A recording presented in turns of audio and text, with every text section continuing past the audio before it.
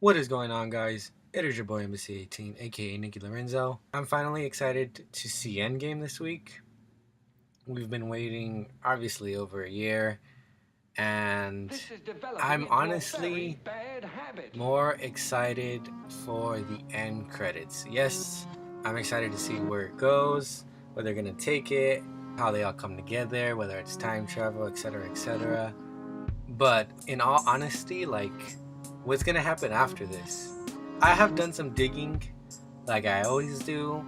I'm a big spoiler, or not for those that want to know, but I'm somebody who likes to know. I honestly don't like surprises. I don't mind them, but I'd rather know something. In general, I like to know what's gonna happen. I already knew about a week or two before who was gonna die in Infinity War. I knew it was gonna be Gamora and I knew it was gonna be Loki. Simply because I go digging, I go through black holes on YouTube, and I end up finding out. And of course, I can't share that with nobody because everybody likes to be surprised and taken off guard, etc. So, with that, I have done more digging into Endgame, and I already know who's gonna die in this movie as well. I can't tell nobody simply because nobody wants to know, which sucks, but that's fine. Another thing that I want to talk about is, I guess, all the rumors. I want to know what you guys think. I've heard rumors that Wolverine is going to be in it. I've heard rumors where Silver Surfer is going to be in it. Our time travel, of course, is the big popular one, which I think we're all assuming that. Obviously, the new trailers show that all of them are together. You know, Tony makes it back with Nebula, and I've heard Pepper Potts is supposed to be in it, which actually shouldn't be a surprise. But I mean, I can see how she helps in the end. I've also heard that the Stone Keeper is gonna be in it somehow. I honestly don't see how they wouldn't bring those that have died, even pre-snap. Like, I can see them bringing back Loki. Who else was the other one that died? Gamora. I can see them bringing her back. It's like they have to bring these characters back. Well, obviously. Because Guardians of the Galaxy 3 is obviously like in pre-production, so they have to bring her back. I have also heard that Thanos is supposed to help the Avengers, and I guess obviously undo what's been done simply because there's a bigger threat ahead of them, like the whole Silver Surfer and how I think he's connected to Galactus somehow. I'm excited for that. On another side note, have started collecting all the Marvel Avengers Funkos, but the bad guys, all the villains. And honestly, all started with Thanos. It's very common. I mean, it's not like I have a rare one, but I remember I went to the beach with my girlfriend and my family one day, and we went to this store, and it was kind of like, not a retro store, but it had a lot of these, popular Funkos and kind of rare toys you don't see anymore, as well as like futuristic toys that are kind of being released for the first time. It was a really cool store, and we seen Thanos there, and I was like, oh, like, you should buy me that. Just joking, and of course she did. So after that, it sparked an idea to start getting all the villains for the Avengers, and her getting all the heroes of the Avengers. So now, with that, we have like tussled ourselves up in like trying to collect all our favorites. Right now, I'm at like 25 Funkos or something. Whoopee! I know that's not impressive, but like, we're getting all of those, and then we want all the quantum suit ones. On top of that, we want all the gold ones. On top of that, we're starting our own, like, individually. I'm trying to get all the Harry Potters and Fantastic Beast Funkos, at least the bad guys, start with them. I don't know why I like the bad guys. I'm always rooting for the bad guys in all the movies. Depending on how I feel about them, I guess you could say, like, I love Thanos. I think he's gangster.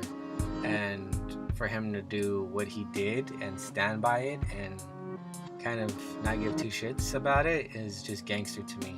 So I'm curious to see who they're gonna bring next. Anyway, I'm also trying to get all the Lord of the Rings, start that.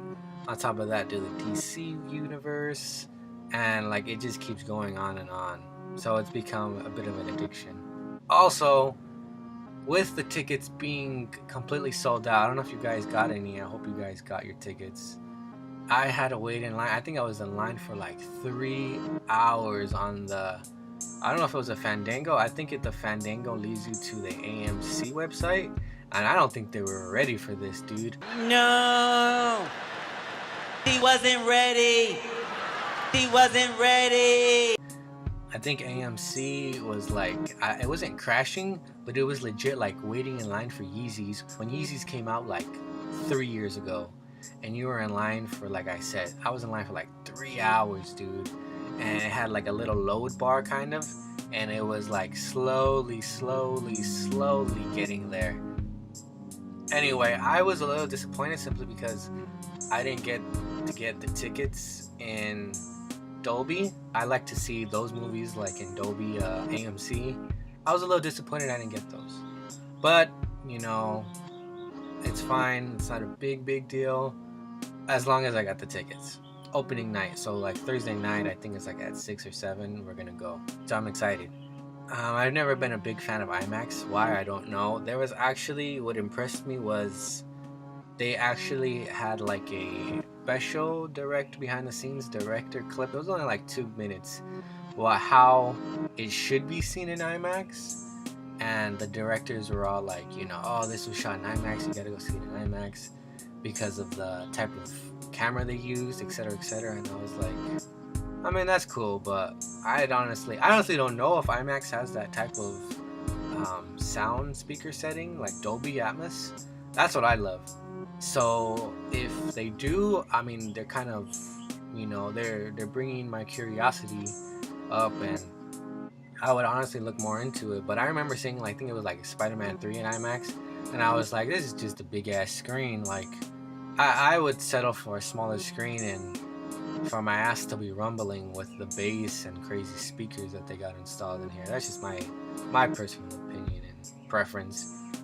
I do have the Xbox One X and a 4K TV, so I will be obviously purchasing it in 4K. I do have like more of the newer series or more of the newer Avengers movies in 4K. I think I have Black Panther in 4K.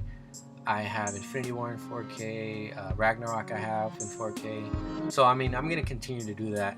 And movies like that, I will buy like just that higher quality. I actually bought Spider-Verse in 4K too, and it's amazing. It's almost better than in the theaters, to be honest. But I also have like a soundbar, which is ridiculous. It's like a curved, I think it might be like a 5.1 Samsung soundbar. I love it, and it's always like a movie night here, to be honest. I mean, that's just what I enjoy. Let me know what you guys think is gonna happen in Endgame. It's only 2 days away. When this video goes up, it'll only be 2 days away, and it's like gonna be bittersweet simply because we've been waiting for it, and as soon as we watch it, we're gonna not know what to do next. Simply because it's gonna be probably another 10 years till we get something like this. You know, going against a super villain, whether it's like I said, Galactus or Silver Surfer, or I know there's a bunch of other villains that, like I said, I don't know about, that probably people will, you know, be excited for or maybe even disappointed about. But let me know what you guys think. Let me know if you got your tickets, what you're excited for. I'm excited for the post-credit, and you know what they're gonna do in the next 10 years, I guess you can say, which is scary to say. I think I know what I'm gonna talk about next week. It's been on the surface, so I think it's a pretty good time to talk about it. Please leave a like if you guys did enjoy. Comment down below, like I said, what you guys are expecting. Please subscribe if you are new. I will be doing more of these. And I'll see you guys later.